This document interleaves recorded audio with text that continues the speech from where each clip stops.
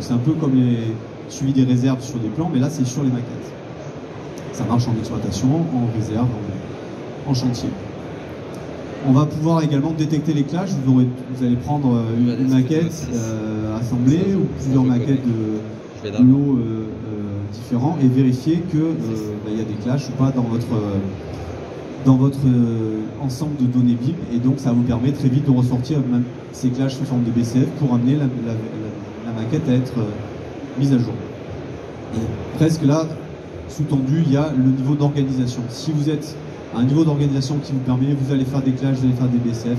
Si vous êtes à un niveau d'organisation simple, déjà vous déposez les maquettes, vous les regardez, vous les partagez, vous écrivez sur les maquettes ce qui ne va pas. Tout dépend de votre niveau d'organisation BIM.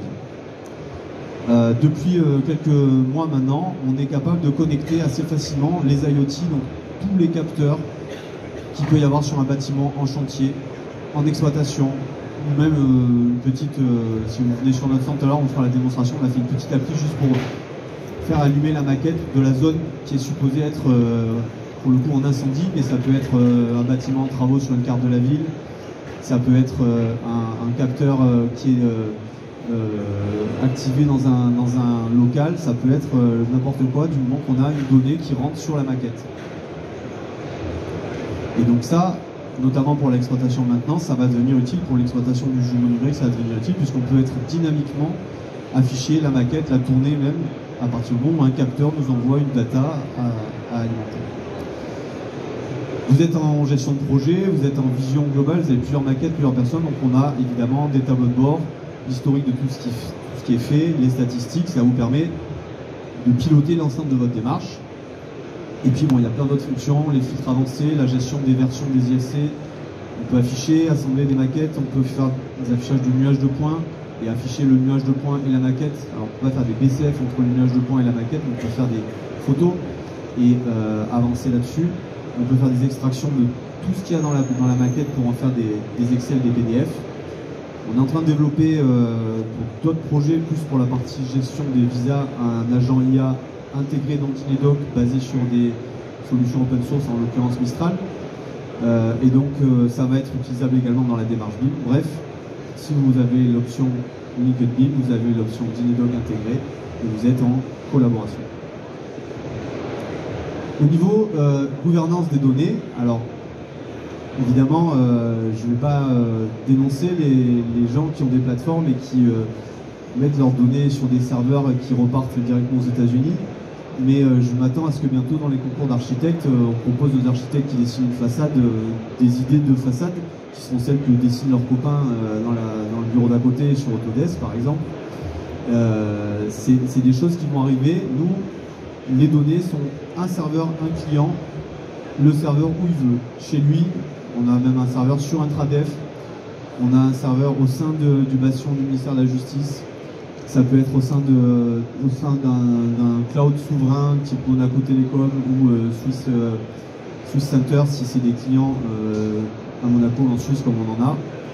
On n'a pas de sous-traitants, on n'a pas de dépendance logicielle, tous nos produits sont compatibles OpenBIM, on va dire interopérables. Et ça, c'est une garantie qu'on donne en fait à nos clients d'être sûr que les données restent disponibles, utilisables, même si on disparaît, tout reste possible pour eux. La question de l'IA sans consentement, c'est un peu la nouveauté de l'arrivée de l'IA. Nous, on ne va pas traiter vos données avec nos outils IA sans obtenir votre accord et probablement dans le cas d'un partenariat industriel, parce que ce n'est pas vos données IA qui vont être mélangées avec celles de tout le monde, ça va être vos données qu'on va traiter sur votre partie de serveur dédiée. C'est une société de services, donc engagement, la simplicité, l'ergonomie, l'agilité, l'interopérabilité, la technologie, j'en ai parlé, et puis des engagements RSE que vous pourrez découvrir si vous rencontrez l'équipe. Donc pour le jumeau numérique, et ce sera la conclusion un petit peu du jour, les trois étapes qu'on a identifiées. Il y a une première étape fondamentale, et je vois ici une personne avec qui on travaille et qui a eu l'occasion de comprendre ce que c'est que ça, puisque c'est un BIM manager, donc en l'occurrence Denis Chéniaud qui est là. Si on veut faire un jumeau numérique, il va falloir le collecter, il va falloir le rendre réel, et puis après il va falloir l'utiliser. Pour collecter, il faut des maquettes, des documents, des datas, et ça va être un travail de validation de maquettes, de validation de documents, et d'être certain déjà que c'est bien préparé. Parce que si vous faites des maquettes avec des B7 qui ne sont pas compatibles avec la future utilisation que vous en faites, il n'y a pas de jumeau numérique exploitable, il y aura une vue 3D. Ensuite, on va sur la plateforme associer ces documents et ces datas aux objets, c'est-à-dire créer le lien qui va le rendre utilisable dans un environnement informatique. Et donc c'est là qu'il y a presque 3 options. On peut faire un assemblage manuel. Donc document par document, vous ajoutez la fiche technique, vous ajoutez la mise à jour de la fiche technique sur la clim. Mais on peut aussi le faire de manière automatique avec des automates informatiques, soit avec une correspondance entre votre objet qui a un B7 et donc ou un GUID et puis le fichier, et on va donner ça sous forme d'un lien en tableau qui aura été préparé justement par la BIM Manager. Soit on va récupérer le nom du fichier dans la maquette parce que votre modeler il aura travaillé mettons sur Revit et qu'il aura écrit le nom des fiches techniques sur dans ses propriétés de sa maquette, et on va récupérer ce nom de fichier là pour l'associer avec le fichier qu'on nous aura remis à côté sur la plateforme.